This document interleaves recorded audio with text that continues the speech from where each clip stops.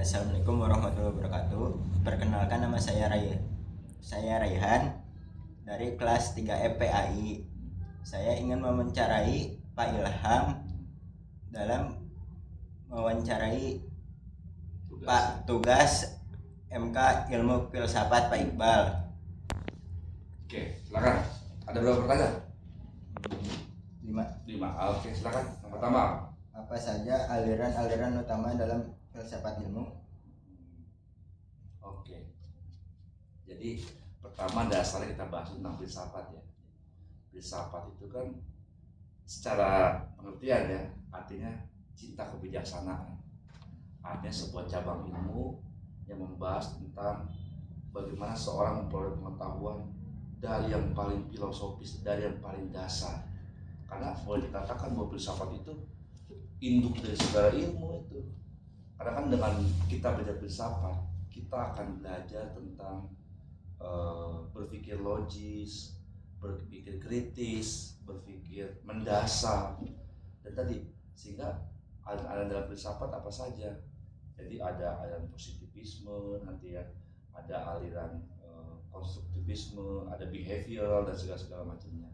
Tapi terlepas dari aliran itu, yang saya pahami bahwa filsafat itu adalah cabang ilmu yang menjadi dasar ilmu-ilmu yang lain. Orang kalau belajar filsafat kan dulu ada semacam persepsi, wah jangan belajar filsafat tapi pikiran lo aneh. Justru itu yang aneh. Kenapa aneh? Justru filsafat itu, dengan kita memahami filsafat, kita akan lebih mampu menempatkan sebuah duduk permasalahan secara logis. Sehingga ketika ada suatu permasalahan, nggak dipandang secara metafisik, nggak dipandang secara dogmatis, tapi dipandang secara logik, ilmiah. Itu filsafat ke arah situ menurut Bapak. Apa itu metode ilmiah dan bagaimana penerapannya? Oke. Apa itu metode ilmiah? Jadi ada dalam kaidah keilmuan, ada untuk menjawab sebuah persoalan itu ada logiko, hipoteko, verifikatif. Jadi untuk menyelesaikan sebuah permasalahan secara ilmiah itu pertama harus logik. Logik itu masuk di akal, sesuai dengan nalar berpikir orang pada umumnya. Logik dulu tuh yang pertama. Yang kedua hipotetik, harus dapat menjawab permasalahan.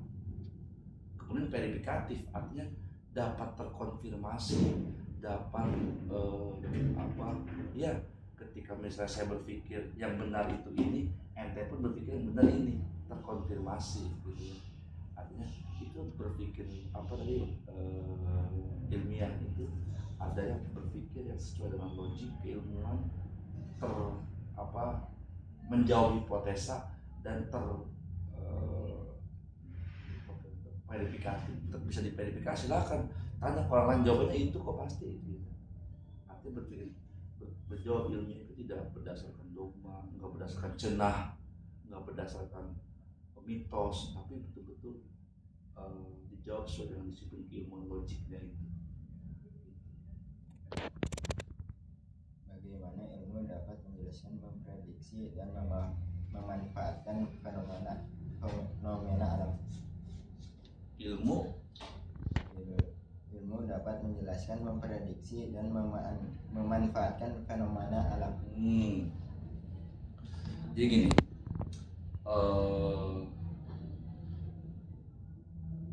dulu pernah Isaac Newton, dia nemuin ilmu gravitasi begini. Dia lagi duduk di bawah pohon apel, tiba-tiba apel jatuh. Kok jatuh? Kalau nggak berpikir logik itu, wah ada hantu nih, ada penemunya di pohon nih, bisa begitu kan ya. Tapi dengan kita berpikir kritis, ketika ada fenomena alam yang terjadi, kita akan cermati dulu. Ada gempa, kenapa gempa nih? Ada gunung berapi, kenapa gunung berapi nih? Kalau jawab mitos, ada gunung berapi, wah naga mengamuk gitu ya. Ada gempa, wah ada pertanda apa nih? Nah, sehingga jawabannya tidak ilmiah ya, mitos, kemudian tahayul dan segala macamnya. Tapi ketika ada logik di situ, ketika ada sebuah fenomena, dia akan berpikir, ada gempa. Gempanya dari mana ya? Oh, gempa itu adalah pergeseran antara lempeng tektonik dengan lempeng vulkanik atau dengan lempeng samudra gitu-gitu ya, sehingga jadilah gempa, ada guncangan di situ. Kalau gempa yang tepi laut itu berpotensi tsunami dan segala macam. Artinya logik itu dapat menggambarkan sebuah fenomena alam di situ. Jelas fenomena alam kalau ente pahami secara mitos, ente pahami secara tahayul, bisa apa saja itu.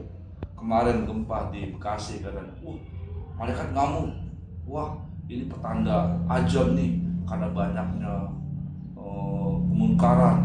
Wah enggak, ada hal ilmiah yang bisa menggambarkan itu. Ada sesar lembang di sana, dia bergerak sehingga ada getaran sekian kali, sehingga fenomena itu betul-betul dapat dijelaskan secara ilmiah. Batasan ilmu pengetahuan. Batasan pengetahuan. Begini, dalam filsafat itu ada namanya ontologi, epistemologi, dan aksiologi. Ontologi itu what is, apakah ini? Oh itu handphone. Itu ontologi itu tentang apa benda ini, apa materi ini. Ini handphone.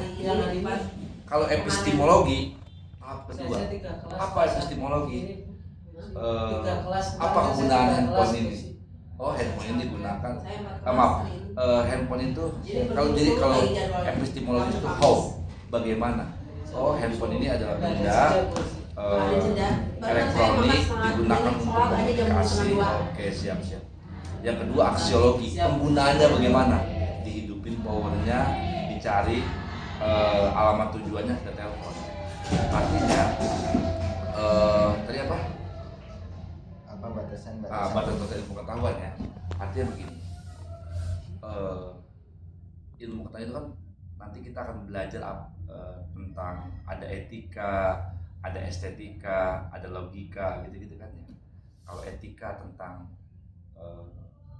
baik benar salah.